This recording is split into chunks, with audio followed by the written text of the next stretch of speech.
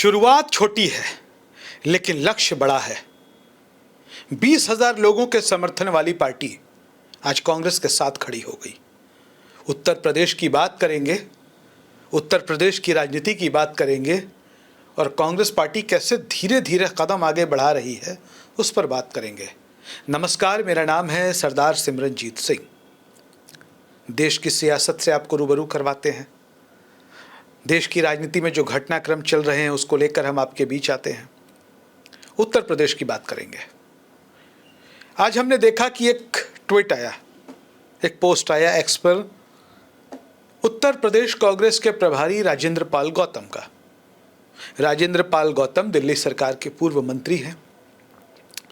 सामाजिक न्याय की धरातल की लड़ाई लड़ते रहे हैं, सामाजिक न्याय के धारा को लेकर के संघर्ष करते रहे हैं।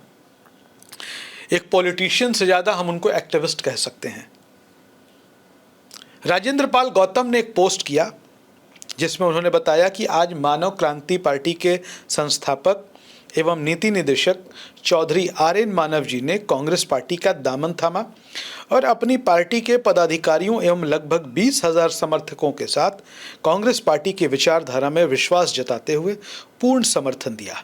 राहुल गांधी जी के नेतृत्व में संविधान, लोकतंत्र, सामाजिक न्याय और समानता की लड़ाई को मजबूत करने के लिए आपका यह कदम स्वागत योग्य है। कांग्रेस परिवार में आपका हार्दिक स्वागत एवं अभिनंदन है। आर.एन. मानव के कांग्रेस में आने पर राजेंद्र पाल गौतम ने यह पोस्ट किया है। हालांकि राजेंद्र पाल गौतम ने जिस तस्वीर को साझा किया है उसमें आर.एन. मानव जो हैं वो अकेले दिखाई पड़ रहे हैं, लेकिन उन्होंने 20,000 समर्थकों के सहयोग का दावा किया है। दरअसल ये मानव क्रांति पार्टी, बहुत लोगों ने तो नाम भी नहीं सुना होगा, लेकिन लगातार ये दल संघर्ष करता रहा है उत्तर प्रदेश में। जैसे ही ये खबर हमें मिली आर.एन. मानव जी की या राजेंद्र पाल गौतम के इस ट्वीट की, तो सोशल मीडिया पर मैंने गूगल पे खंगालना शुरू किया। 10 साल पहले की खबर मिली कि उत्तर प्रदेश में विधानसभा का चुनाव लड़ने के लिए मानव क्रांति पार्टी संघर्ष कर रही है और अपने उम्मीदवार इन्होंने कई सीटों पर उतारे हैं, कई चुनावों में इन्होंने हिस्सा भी लिया है। अब सवाल पैदा होता है कि 20,000 लोग कहाँ हैं। कई लोगों ने उसमें एक कमेंट किया है राजेंद्र पाल गौतम जी में, तो 20,000 लोग समर्थक होंगे, चाहने वाले होंगे। हर दल की अपनी एक विचारधारा होती है, समर्थकों की संख्या ज़्यादा या कम हो सकती है। और आर.एन.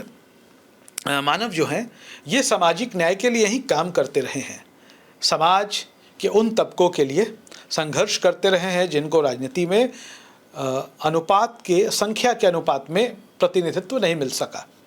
होंगे 20,000 लोग उनके जो देर सवेर कांग्रेस के साथ आ जाएंगे। और निश्चित रूप से जब एक पार्टी के प्रमुख के तौर पर उन्होंने एक दल को चलाया है तो उनके पास लोग होंगे, इसमें कहीं कोई दो राय नहीं है। जब आप अपने एक मोहल्ले के भी नेता होते हैं तो 400-500 लोग ज़रूर आपके साथ होते हैं। और उत्तर प्रदेश जैसे बड़े राज्य में राजनीति करने वाले, अपने पार्टी को चलाने वाले किसी नेता के पास 20,000 समर्थक हैं तो ये कोई बहुत बड़ी बात नहीं है। कम से कम उनके अपने समाज के तो हो ही सकते हैं। लोकतंत्र सिर्फ एक राजनीतिक दल से नहीं बनता है या सिर्फ बड़े राजनीतिक दलों से ही लोकतंत्र की नींव मजबूत नहीं होती। लोकतांत्रिक व्यवस्था में छोटे दल, बड़े दल सब मिलकर एक मजबूत लोकतांत्रिक व्यवस्था की नींव भी डालते हैं, एक मजबूत राष्ट्र का निर्माण भी करते हैं।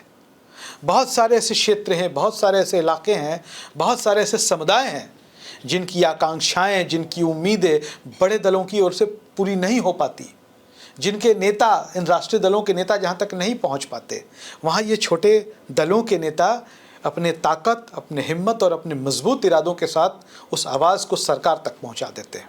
खैर, ये कांग्रेस के लिए अच्छा है कि आर.एन. मानव ने एक राजनीतिक दल के प्रमुख की हैसियत से आज कांग्रेस पार्टी का दामन थामा है और उत्तर प्रदेश की सियासी लड़ाई को ये निश्चित रूप से मजबूत करेंगे। कांग्रेस को ये करना भी चाहिए। देश में छोटे छोटे दलों की बड़ी संख्या है। लोग राजनीतिक दल बना लेते हैं अलग अलग उद्देश्यों की वजह से, लेकिन कई लोग उस दल को चला नहीं पाते हैं क्योंकि एक राजनीतिक दल को पूर्ण रूप से चलाने के लिए बहुत सारे संसाधनों की आवश्यकता होती है, बहुत सारे लोगों की आवश्यकता होती है, बहुत सारे सिस्टम बनाने पड़ते हैं। तो ऐसे में दल चलते तो रहते हैं लेकिन जैसे तैसे। और ये इनमें से अधिकांश दल मध्यम मार्गी होते, मतलब कांग्रेस के विचारधारा वाले होते हैं। तो कांग्रेस ने अपने आप में एक बड़ा बदलाव लाया। कांग्रेस ने देश के सामने यह मैसेज दिया कि हम लंबे समय तक सरकार और सत्ता में भागीदार रहे, हिस्सेदार रहे, हमने ही सत्ता का संचालन किया, लेकिन समाज के कई वर्गों को पर्याप्त प्रतिनिधित्व देने में हम सफल नहीं हो सके। लेकिन जब से जागे तभी सवेरा। कांग्रेस ने इसकी शुरुआत की कि हम लोग अब समाज के हर तबके को आगे लेकर बढ़ें, और ऐसे छोटे छोटे राजनीतिक दल जो विभिन्न सामाजिक समूहों का प्रतिनिधित्व कर रहे हैं, अब वो कांग्रेस के साथ आकर जुड़ रहे हैं। ये अच्छी बात है। मेरा तो यह मानना है एक राजनीतिक विश्लेषक के तौर पर कि कांग्रेस को तो पूरे देश में इस तरीके का काम करना चाहिए, और पूरे देश में एक ऐसे मजबूत शक्तिशाली एक ग्रुप का गठन कांग्रेस में करना चाहिए जो राजनीतिक लोगों को, राजनीतिक व्यक्तियों को जो कांग्रेस में नहीं है लेकिन कांग्रेस के विचारधारा के कहीं ना कहीं करीब है, देश की वर्तमान स्थिति से जो तकलीफ में है उनको लेकर साथ आए। और राजेंद्र पाल गौतम की सराहना की जानी चाहिए।